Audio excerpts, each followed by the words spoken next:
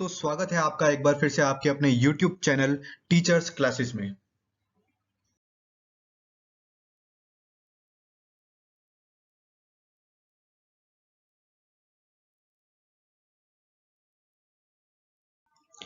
दोस्तों आज plant anatomy की क्लास 2 है जिसका टॉपिक है मेरिस्टेमेटिक टिश्यू विभज्योतक। दोस्तों आगे बढ़ने से पहले मैं आपसे कहना चाहूंगा कि अगर आप इस चैनल पर नए हैं तो इस चैनल को सब्सक्राइब कीजिए और दोस्तों बेल आइकन को दबाना मत भूलिए। दोस्तों पिछली क्लास में हमने मेरिस्टेमेटिक टिश्यू यानी कि विभज्योतक के बारे में सामान्य परिचय पढ़ा था, जनरल इंट्रोडक्शन पढ़ा था और साथ ही साथ दोस्तों हमने उसके कुछ प्रकार भी पढ़े थे जिसमें मैंने आपको 4 प्रकार बताए थे। पहला प्रकार था उत्पत्ति के आधार पर, दूसरा प्रकार था स्थिति के आधार पर, तीसरा प्रकार था कार्य के आधार पर और एक और प्रकार है जो है प्लेन ऑफ डिवीजन यानी कि विभाजन के तल के आधार पर, यानी कि जो कोशिका किस प्रकार से विभाजित हो रही है उसके आधार पर। उम्मीद करता हूं आपको पिछली क्लास में अच्छे से समझ में आया होगा और अगर दोस्तों आपको किसी भी प्रकार से कोई भी परेशानी है तो आप लोग हमें कमेंट बॉक्स में जरूर बताइए, हम उसके लिए जरूर काम करेंगे। दोस्तों आज हमारा जो टाइप 2 है यानी कि विभाजन के आधार पर, विभाजन का जो तल है उसके आधार पर, प्लेन ऑफ डिवीजन के आधार पर हम देखने वाले हैं कि विभज्योतक कितने प्रकार के होते हैं। लेकिन सबसे पहले आपको यहाँ पर एक जनरल इंफॉर्मेशन लेनी जरूरी है कि ये जो विभाजन होते हैं ये किस किस प्रकार के होते हैं।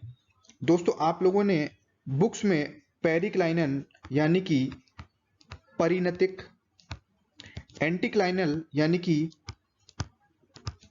अपनतिक, ट्रांसवर्स यानी कि अनुप्रस्थ, लॉन्गिट्यूडनल यानी कि अनुदैर्ध्य और ऑब्लिक यानी कि तिरछा, इस प्रकार के कुछ विभाजन देखे होंगे। हम थोड़ा सा आपको बताने वाले हैं कि ये विभाजन किस प्रकार से होते हैं। देखिए दोस्तों, मानिए कि ये कोई कोशिका है, ये उसकी सरफेस है। अब दोस्तों अगर विभाजन इस सरफेस के पैरेलल हो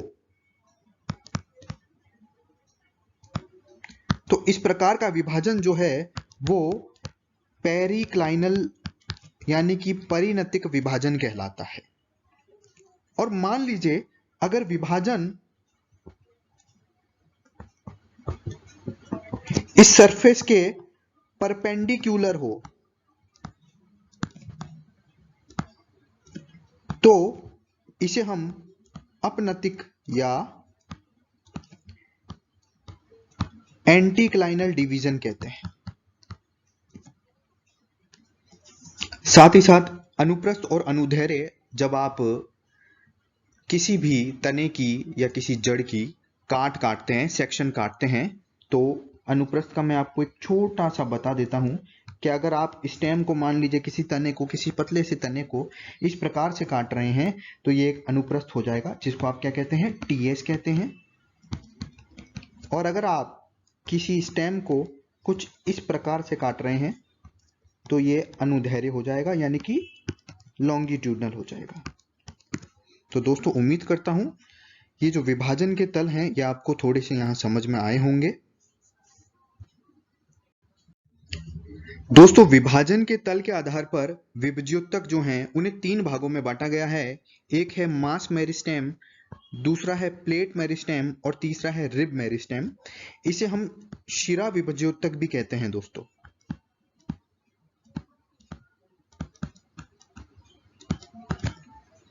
देखिए दोस्तों, मास मेरिस्टेम जैसे कि डेफिनेशन में इसमें लिखा गया है कि इसकी कोशिकाएं सभी दिशाओं में विभाजित होती है, यानी कोई फिक्स पैटर्न नहीं होता है, अनियमित रूप से लगातार वो विभाजन होती रहती है। अब इससे होता यह है कि जो भी नई संरचना बनती है वो संरचना कैसी होती है, अनियमित संरचना होती है। इस वजह से इसे मास या ब्लॉक मेरिस्टेम नाम दिया गया है। और इस प्रकार की संरचना आपको देखने को मिलती है भ्रूणपोष में यानी कि एंडोस्पर्म में। अगर आप इसके दूसरे टाइप की बात करें प्लेट मेरिस्टेम की, तो इसमें केवल पेरिक्लाइनल और एंटीक्लाइनल डिवीजन होते हैं, परिणतिक और अपनतिक डिवीजन होते हैं। मैंने आपको बताया था ये विभाजन किस प्रकार से होते हैं, और इनसे एपिडर्मिस की यानी कि जो पादप की त्वचा होती है उसकी एक पंक्ति का निर्माण होता है। आप इसे यहाँ पर इस प्रकार से भी देख सकते हैं कि मान लीजिए ये कोशिकाओं की कोई एक लाइन है। अब देखिए दोस्तों, पहला विभाजन जो होगा इन कोशिकाओं में वो इस प्रकार से पेरिक्लाइनल होगा, और इससे एक इस प्रकार की लाइन खड़ी हो जाएगी यहां पर। अब जो दूसरा विभाजन होगा इसमें कुछ इस प्रकार से होगा, तो इससे यहां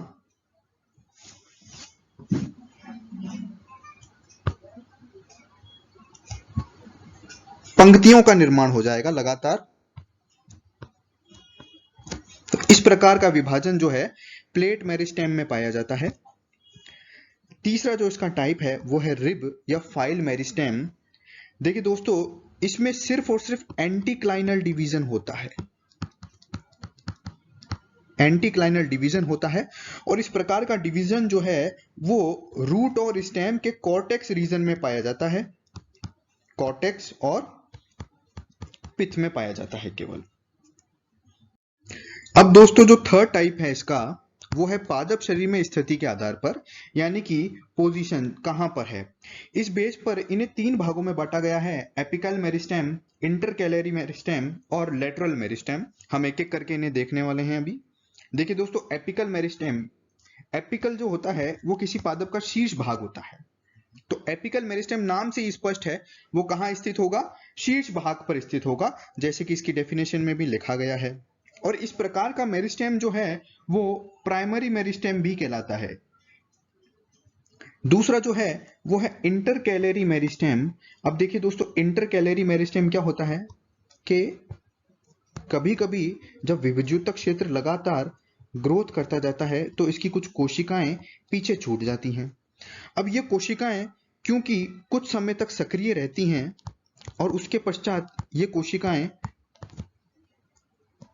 स्थायी उत्तकों में बदल जाती हैं।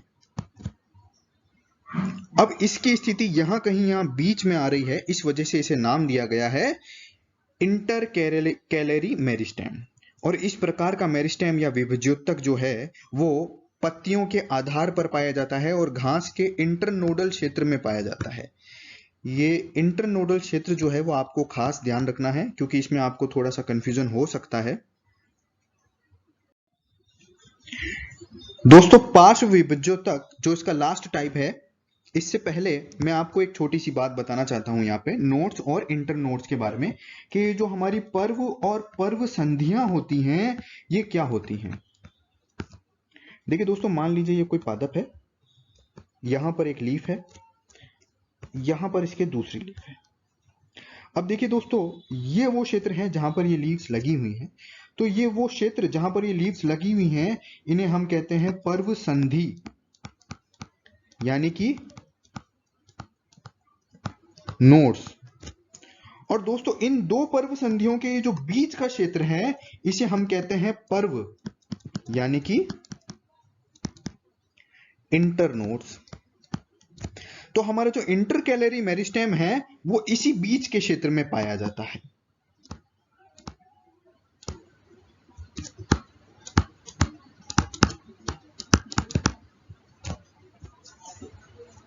अब दोस्तों देखते हैं लेटरल मेरिस्टेम के बारे में, यानी कि पार्श्व विभज्योतक के बारे में।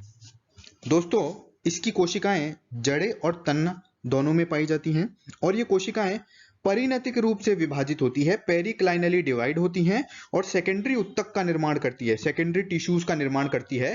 दोस्तों, मैंने आप लोगों को बताया था कि किस प्रकार से प्रो मेरिस्टेम से प्राइमरी मेरिस्टेम बनता है और उससे किस प्रकार से प्राइमरी परमानेंट टिश्यू बनता है और उससे आगे चलकर सेकेंडरी मेरिस्टेम बनता है और फिर उससे आगे चलकर सेकेंडरी परमानेंट टिश्यू बनता है, जो कि सेकेंडरी ग्रोथ के लिए जिम्मेदार होता है, द्वितीयक वृद्धि के लिए जिम्मेदार होता है। दोस्तों, जब कोई नवोद्भिद यानी कि नया नया पादप होता है उसका तना एकदम पतला होता है, थिन होता है। आप देखते हैं कि कुछ सालों में वो बढ़ते बढ़ते काफी मोटे तने में बदल जाता है। तो ये जो प्रक्रिया है, ये जो पूरा है प्रोसेस, इसको हम कहते हैं द्वितीयक वृद्धि। किसी भी पादप के तने की मोटाई में जो वृद्धि होती है वो किस कारण होती है? द्वितीयक वृद्धि के कारण होती है। और ये जो द्वितीयक वृद्धि है ये किसके कारण होती है? ये होती है पार्श्व विभज्योतक के कारण, यानी कि लेटरल मेरिस्टेम के कारण। दोस्तों द्वितीयक वृद्धि पर आगे एक बड़ी क्लास आएगी, वहां पर आपको इसे विस्तार से समझाया जाएगा। तो दोस्तों जैसा कि आप इस डायग्राम में देख रहे हैं, यहां पर एपिकल मेरिस्टेम जो कि प्लांट के शीर्ष भाग में पाया जाता है, यहां पर इंटरकैलरी मेरिस्टेम जो कि दो पर्व संधियों के मध्य में पाया जाता है, पर्व संधियों के मध्य में। और यहां पर ये रहा लेटरल मेरिस्टेम जो कि पार्श्व स्थिति में साइड में पाया जाता है। तो उम्मीद कर रहे हैं आपको इस डायग्राम के माध्यम से इनकी स्थिति समझ में आ गई होगी। अब दोस्तों हम मेरिस्टेम का जो लास्ट टाइप है कार्य के आधार पर वो देखने वाले हैं। देखिए दोस्तों, कार्य के आधार पर ये जो मेरिस्टेम है इन्हें 3 भागों में बांटा गया है। सबसे पहला टाइप है प्रोटोडर्म, दूसरा टाइप है प्रोकैम्बियम, और तीसरा जो टाइप आगे आने वाला है उसे हम कहते हैं ग्राउंड मेरिस्टेम। तो एक एक करके इन्हें भी हम देखेंगे। दोस्तों ये जो प्रोटोडर्म है ये नए क्षेत्रों में पाया जाता है, युवा क्षेत्रों में, जिनमें लगातार विभाजन हो रहा है। इन युवा क्षेत्रों में यह पाया जाता है और इससे किसका निर्माण होता है? एपिडर्मिस का निर्माण होता है। आपको सिर्फ इतना ही ध्यान रखना है। प्रोकैम्बियम जो है इसकी कोशिकाएं संकीर्ण होती हैं, नैरो होती हैं और लंबी होती हैं कुछ इस प्रकार से, और ये प्राथमिक संवहन उत्तक प्राइमरी वेस्कुलर टिश्यू में विकसित होती हैं। अब देखिए दोस्तों, हमारा जो तीसरा टाइप है यह है ग्राउंड मेरिस्टेम। देखिए दोस्तों, इसमें सिर्फ इतना ही ध्यान रखना है कि इसमें बड़ी बड़ी कोशिकाएं पाई जाती हैं और ये कोशिकाएं आगे चलकर हाइपोडर्मिस, कॉर्टेक्स, पेरिसाइकल, पिथ और मेड्यूलरी रेज का निर्माण करती हैं। देखिए दोस्तों, अभी तक हमने 4 प्रकार पढ़े हैं। 4 प्रकार में जो सबसे पहला था वो था उत्पत्ति के आधार पर, और उसमें हमने पढ़ा था प्रोमेरिस्टेम, प्राइमरी मेरिस्टेम और सेकेंडरी मेरिस्टेम। देखिए दोस्तों, इसके पश्चात हमने विभाजन के तल के आधार पर प्रकार पढ़े थे, और विभाजन के तल के आधार पर हमने सबसे पहला पढ़ा था मास मेरिस्टेम, दूसरा पढ़ा था प्लेट मेरिस्टेम और तीसरा पढ़ा था रिब मेरिस्टेम। दोस्तों इसके बाद हमने पादप शरीर में स्थिति के आधार पर प्रकार पढ़े थे, जिनमें सबसे पहला था एपिकल, दूसरा था इंटरकैलरी, तीसरा था लेटरल, और जो सबसे लास्ट टाइप था जो हमने पढ़ा वो था फंक्शन के बेसिस पर, यानी कि कार्य के आधार पर कि कौन क्या बनाता है, उसके आधार पर हमने पढ़ा प्रोटोडर्म, प्रोकैम्बियम और ग्राउंड मेरिस्टेम। अब देखिए दोस्तों, आगे की जो स्लाइड्स हैं उनमें इस पूरे चैप्टर का सार निकाला गया है आप लोगों के लिए। ये स्लाइड्स कंपटीशन एग्जाम के हिसाब से बहुत ही बढ़िया हैं और आपको इन्हें जरूर याद करना है, ताकि आपको किसी भी कंपटीशन एग्जाम में कोई भी अगर सवाल पूछा जाता है इनसे संबंधित तो वो करने में कोई परेशानी ना हो। दोस्तों हमने प्लेन ऑफ डिवीजन में 3 टाइप्स देख ही लिए थे, और उनके यहाँ कुछ एग्जाम्पल आपको सामने दिए गए हैं कि मास मेरिस्टेम जो है वो किस में पाया जाता है? यंग एम्ब्रियो में और एंडोस्पर्म में। एम्ब्रियो यानी कि भ्रूण, हिंदी में मैं आपके लिए लिख दे रहा हूं, और एंडोस्पर्म यानी कि भ्रूण पोष। इसी प्रकार से प्लेट मेरिस्टेम जो है उसका उदाहरण है फ्लैट लीफ यानी कि चपटी पत्ती, और एपिडर्मिस जो बाह्य त्वचा होती है किसी भी पत्ती की या पादप की। तीसरा जो टाइप है रिब मेरिस्टेम यानी कि शिरा विभज्योतक, उसका उदाहरण है कॉर्टेक्स एंड पिथ फॉर्मेशन यानी कि वलकुट व मज्जा का निर्माण।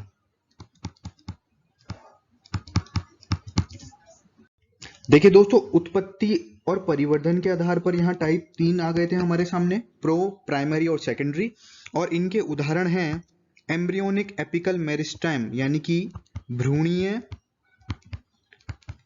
शीर्ष विभजयोतक। ये उदाहरण आपको याद रखने हैं दोस्तों, ये कंपटीशन के हिसाब से बहुत बहुत महत्वपूर्ण है। प्राइमरी मेरिस्टेम का उदाहरण है जड़ व तना का शीर्ष भाग, और सेकेंडरी मेरिस्टेम के उदाहरण हैं द्विबीजपत्री